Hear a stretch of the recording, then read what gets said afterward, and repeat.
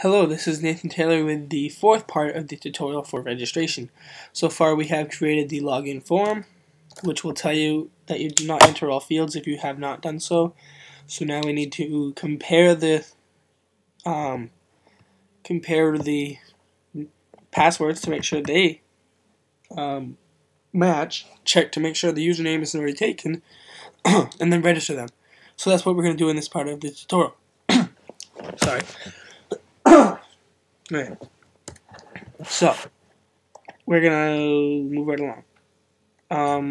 We're gonna say inside this section, which means if everything's been entered, we're gonna say if password is equal to, which should be two equal signs, confirm password,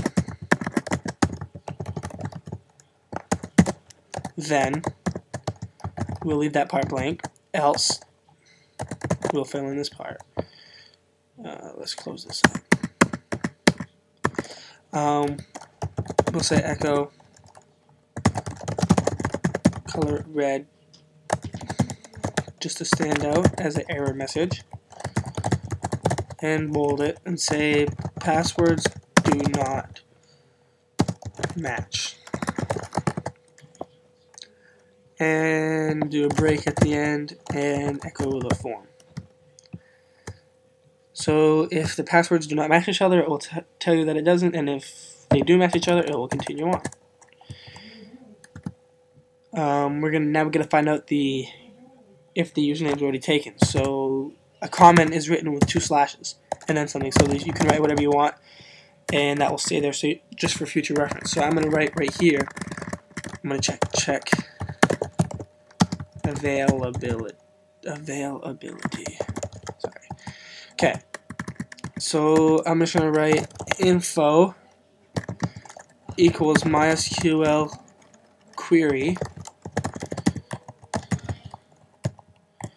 select star from users.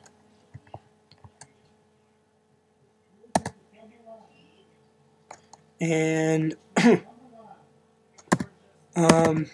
also put where username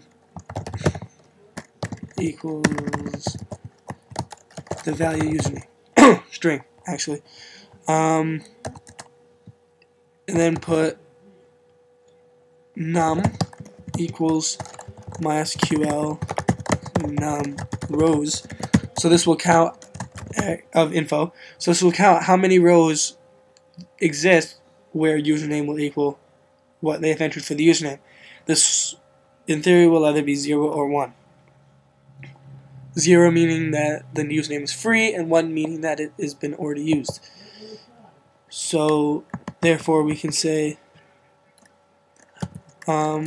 if num is equal to 0, meaning if none is taken, then continue.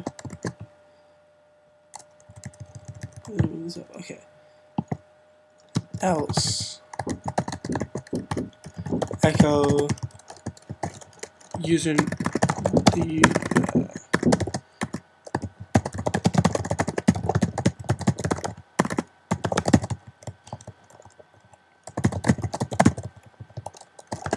username has already been taken,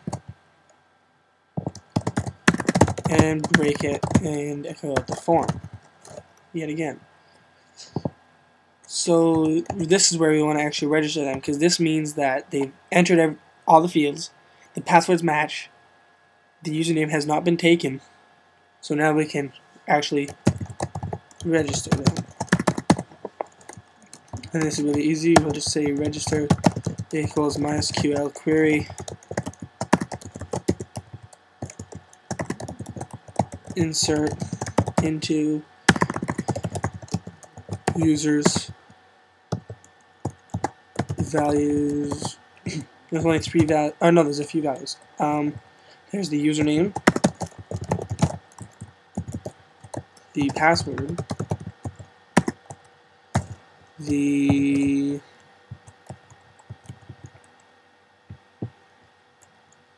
date registered. Okay, so in the front we're going to have a blank one. Okay, we're going to have a blank one on the front, which is where the ID will be, which automatically gets changed. Then the username, then the password. Then we're going to have a date registered, which we just need to make a thing up here real quick. Under confirm password, put date equals date. For this, we're going to say D, F, J, Y. So this will show you the day, the month, or the day, the month, the number, and then the year. You'll see how it comes out later. That's just the format of it. And we're going to write, we're actually going to put quotes in there. And we're going to write IP equals server server remote ADDR is the code for getting the IP address. So now we can go back down here, and in the fourth field we're going to put date, and the last field we're going to put IP. So now I should be able to register. If I say my username is Nathan, and I say my password is password, and confirm password is something else, should say passwords do not match.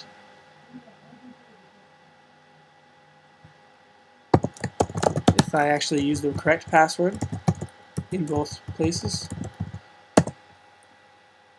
Okay, yeah, that's what I thought. I knew I'd forget that stuff. We have to connect to the database.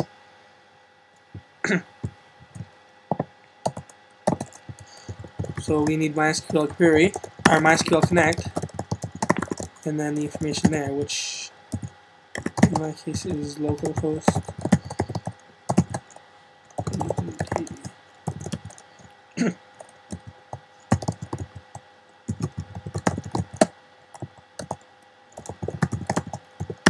And then select DB.